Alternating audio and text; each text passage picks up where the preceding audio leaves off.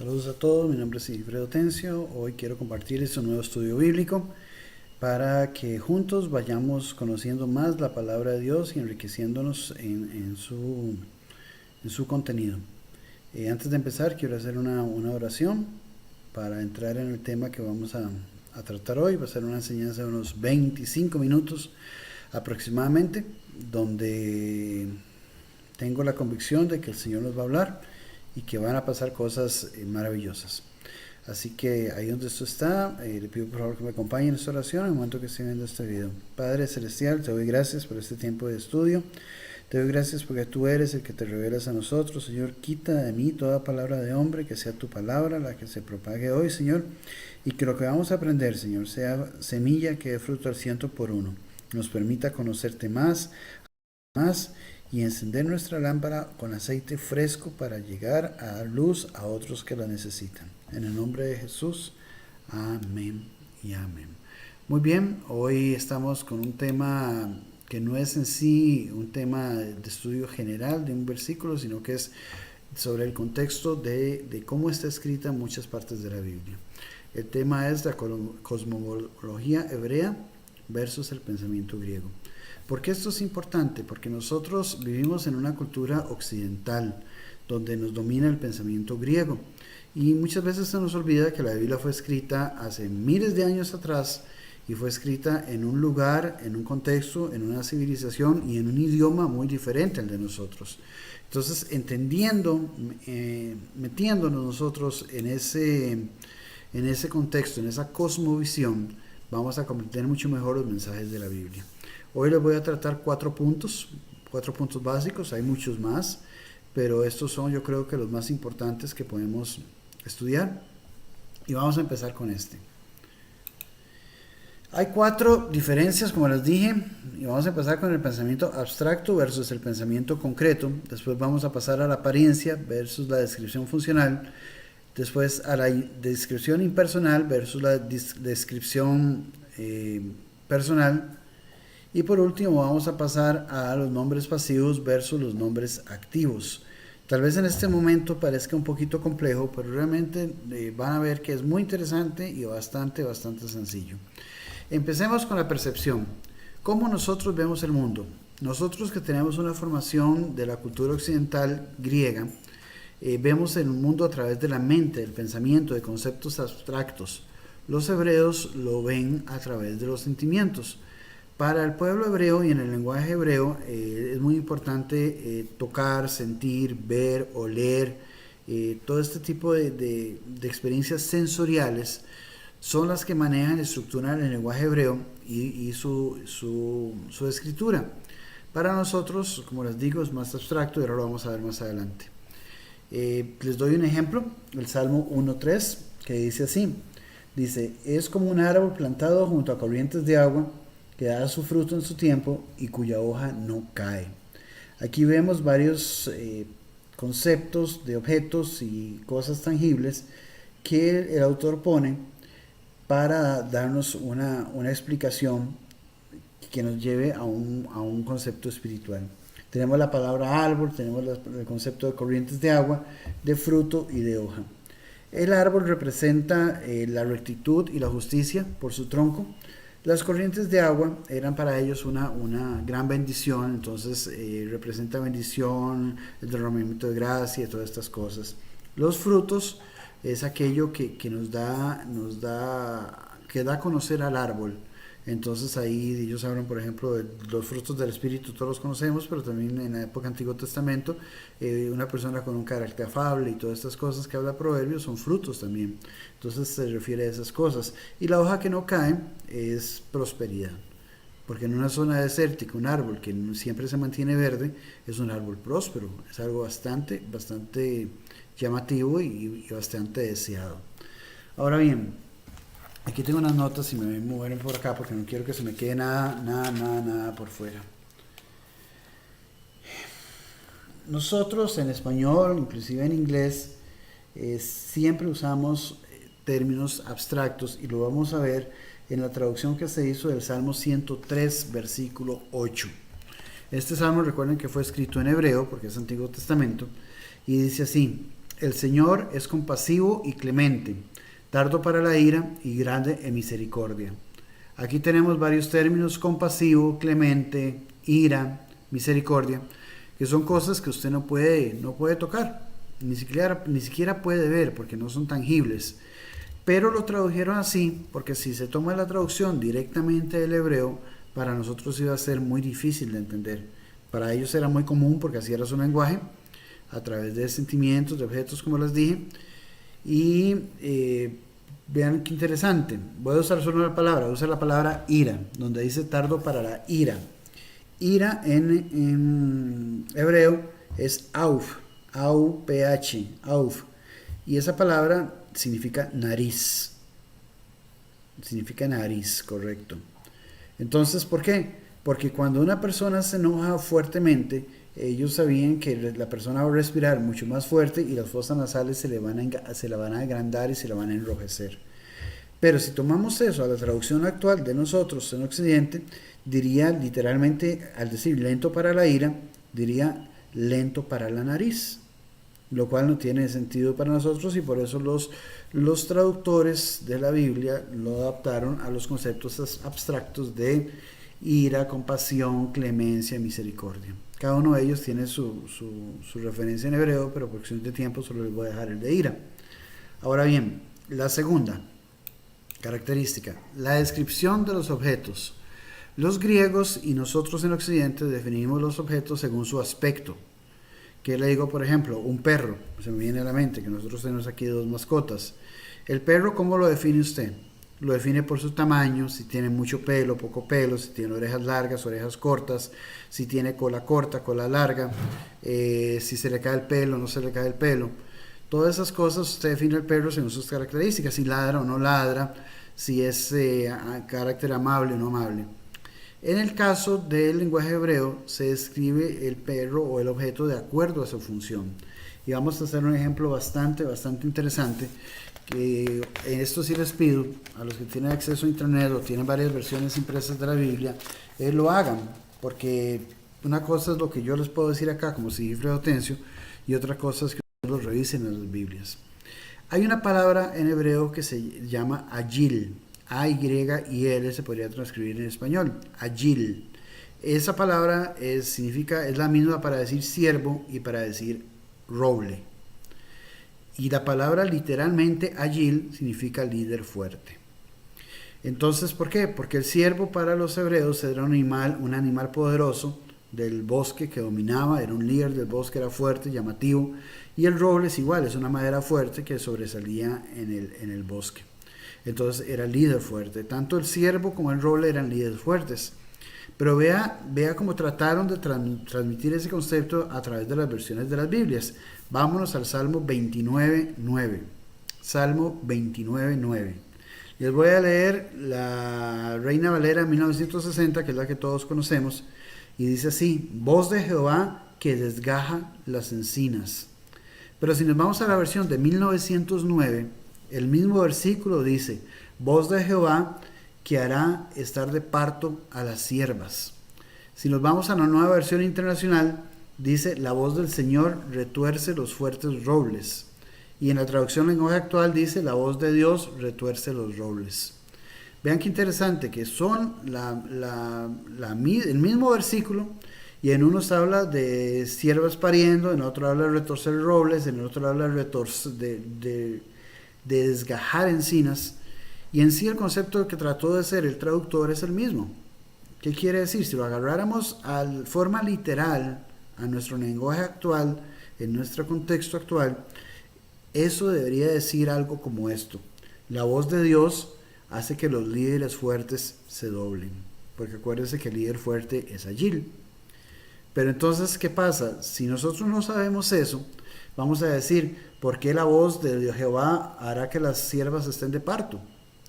Porque si el siervo es un animal líder y para parir tiene que postrarse y tirarse al suelo, está diciendo que el líder fuerte tuvo que doblegarse.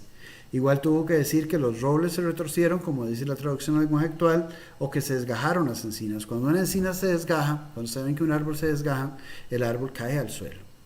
Entonces todos estos términos están orientados a la descripción del objeto, no al mensaje como tal. No es que la voz de cuando hable Jehová todos los venados van a parir. No es eso lo que quiere decir ahí, sino que quiere decir que el líder fuerte puede caer. Entonces la voz de Jehová hace que los líderes fuertes se doblen. Les doy otro ejemplo, que por cuestión de tiempo no lo voy a desarrollar, pero se los dejo para que lo busquen, que es en 2 de Reyes 24:15. Ahí también está la palabra Agil, pero se traduce en algunas versiones como los poderosos de la tierra. Voy a buscar un momentito nada más acá en 1 Reyes, 2 Reyes 24:15, para ver cómo lo dice Reina Valera, porque sinceramente no lo recuerdo en este momento. 24:15. 24:15. A todos los hombres de guerra, que fueron 7,000, y los artesanos y herreros, que fueron 1,000, y a todos los valientes por hacer la guerra, los llevó cautivos el rey de Babilonia. Ven qué interesante. Agil se traduce como los valientes para hacer la guerra, que es lo mismo del líder fuerte que les estoy diciendo. Pueden hacer ejercicios, pueden buscar varios ejercicios, van a encontrar muchas similitudes en esto, y yo ahorita en unos minutos les voy a compartir otros sobre los otros términos para que vean qué interesante es comprender la cosmología hebrea. Tercer punto, la descripción impersonal con la descripción personal. En la cosmología hebrea, el objeto se describe de acuerdo a la persona. En la descripción griega se describe basada en el mismo objeto. Si yo en Costa Rica voy a decir que es un tractor, por ejemplo, yo puedo decir que es un vehículo grande, con mucha fuerza, que generalmente tiene palas que sirve para mover la tierra, muchos son amarillos, y ahí puedo estar diciendo varias descripciones más, pero lo defino de acuerdo al objeto. Si hubiera que hacer una descripción similar a eso en el idioma hebreo, sería de acuerdo a la relación con la persona. Entonces, un ejemplo muy claro les voy a decir. Cuando usted escucha decir Dios es amor, en hebreo la palabra es no existe, porque la palabra es como tal va a ser una relación directa con el objeto. Por ejemplo, ¿qué es esto? Es una piñata. ¿Y qué es una piñata? Es un objeto que se le echan confites adentro y toda la historia. Entonces la palabra es no existe. Si tomamos esa misma frase, Dios es amor, y la tomamos en la cosmovisión hebrea, orientado a la persona, la traducción correcta es Dios me ama. Dios me ama, porque es Dios manifestándose sobre mí, en relación a la persona. Y es hermosísimo comprender que sí, Dios es amor, pero cuando lo alcanza uno como persona y saber que es Dios me ama, es poderosísimo, es precioso. Entonces ellos, todas las explicaciones que hacen de los objetos, los hacen en relación a la persona. Bien, los nombres pasivos versus los nombres activos. ¿Qué quiere decir esto? En el pensamiento griego, los nombres se refieren a algún lugar, a alguna persona o a alguna cosa. Como les dije ahora hace un poquito, o sea, se refiere hacia, ¿qué les digo? Por ejemplo, a algún lugar. ¿Dónde queda tal lugar? Queda tantos kilómetros de este otro. Pero en hebreo se refiere a la acción del objeto que se nombra. Les voy a dar un ejemplo. La palabra en hebreo, y con esto ya voy terminando, la palabra en hebreo rodilla y regalo tienen la misma raíz. La raíz es BRK, sería como brk. Esa es la raíz de ambas palabras. Y como están basadas en la acción del objeto en hebreo, las dos en español no le encontramos ningún sentido. O sea, ¿qué tiene que ver una rodilla con un regalo? Porque tienen la misma raíz etimológica, o sea, el mismo origen de la palabra. Vean qué interesante. Rodilla es brak. Ahí está el BRK de la raíz. Brak es rodilla. ¿Y cómo se define rodilla en español? Usted puede hacer un montón de definiciones de rodilla y en su ejercicio mientras ve este video. Pero para la cosmología hebrea, rodilla se define como la parte del cuerpo que se dobla. Antes de que usted diga sí, pero hay muchas otras partes del cuerpo que se doblan, los nudillos, los codos, yo sé, pero para el concepto hebreo, la rodilla es la parte del cuerpo que se dobla. Ahora bien, ¿qué tiene que ver eso con regalo? Tenemos que entender el concepto de donde estamos ubicados, el tiempo y la cultura. Cuando alguien llegaba a presentar un regalo, la persona se postra ante la persona que le vas a entregar el regalo, se postra y le presenta el regalo. Es el, digamos, el protocolo para dar un regalo. Ponerse de rodillas y darle el regalo a la persona en señal de humildad, de un montón de cosas más que ellos manejan. Entonces, regalo es veraca. ¿Y qué significa eso? O veracá, le dice alguna gente. Significa lo que se trae con la rodilla doblada. Entonces, como ustedes ven, regalo y rodilla, de acuerdo a la acción del objeto, tienen la misma raíz. Otro ejemplo que les doy: padre o papá. Podría usted definir papá de muchas maneras, según la persona, como les digo, pero según la acción de la persona en el entorno de hace miles de años atrás, en el Oriente, donde esto fue escrito y para quién fue escrito, porque nosotros ahora lo recibimos también como gentiles injertados, pero para el que se transmitió, que tenía que entenderlo claramente por primera vez que se escribió, está inmerso en su cultura. Entonces, padre, nosotros en Occidente, como te digo, lo puedes definir de un montón de maneras, pero para el hebreo, padre significa el que da fuerza a la familia.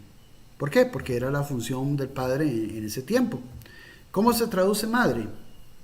Bueno, padre, para que a mí nos gusta anotar las palabras en hebreos, padre se pronuncia af, av, af, y madre se pronuncia em.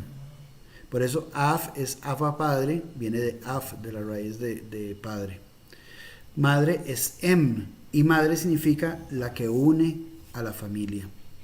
Entonces, como ustedes ven, los nombres de los objetos están íntimamente relacionados con el objeto que se nombra. Les doy un último ejemplo y con esto ya termino. Llevamos 16 minutos, ya casi llegamos a los 20. Les invito a que busquen Isaías 64:6 y que hagan el ejercicio.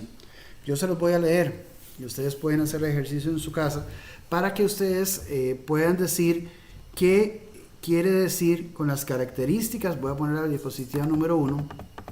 Con las características de pensamiento concreto, de descripción funcional, de descripción personal y nombres activos de acuerdo a lo que el objeto hace o representa, ¿qué quiere decir este versículo de Isaías 64:6? Lo voy a leer despacio. Yo sé que el Espíritu Santo ya nos ha abierto el entendimiento con esta charla y vamos a entender claramente lo que quiere decir, más allá de lo que podíamos haber entendido antes. Dice así: si bien todos nosotros somos como suciedad y todas nuestras justicias como trapo de inmundicia, y caímos todos nosotros como la hoja, y nuestra maldad nos llevaron como viento. ¿Qué quiere decir aquí? Si bien todos nosotros somos como suciedad y nuestras justicias como trapo de inmundicia, y caímos todos nosotros como la hoja, y nuestras maldades nos llevaron como el viento. Si lo tomamos literalmente, ustedes dirán: no, si yo cometo un pecado, viene un ventolero y me lleva. No es eso lo que quiere decir. No es eso. Tenemos que meternos en la cosmología o en la cosmología hebrea para que entender exactamente los elementos que están ahí, qué simbolizan. Y yo sé que el Espíritu Santo te está aclarando. ¿Qué significa que somos como suciedad? ¿Qué es la suciedad en esa época? Mucha de la suciedad que se hablaba en esa época era excremento, porque eso es lo que ellos llamaban suciedad. Y todas nuestras justicias como trapo de inmundicia. El trapo de inmundicia es el trapo que usaban las mujeres en periodos de menstruación, porque no existían las toallas, que se ponían y después lo cambiaban, porque era hasta difícil lavarlo, porque no había agua en el desierto. Entonces era un asunto un poquito desagradable también. Pero ¿qué quiere decir? Que somos como trapo de inmundicia. Y caímos como la hoja, y nuestras maldades nos llevaron como el viento. Este asunto de la hoja es muy interesante, porque este asunto de la hoja se vuelve a utilizar en el libro de Juan, en el capítulo 15, versículo 5. Y dice así: dice, yo soy la vid, vosotros los pámpanos, el que permanece en mí y yo en él, este lleva mucho fruto, porque separados de mí nada podés hacer. Entonces, aquí, aunque está escrito en griego, porque es el Nuevo Testamento, está escrito por personas de una formación judía, de un lenguaje que domina un lenguaje judío.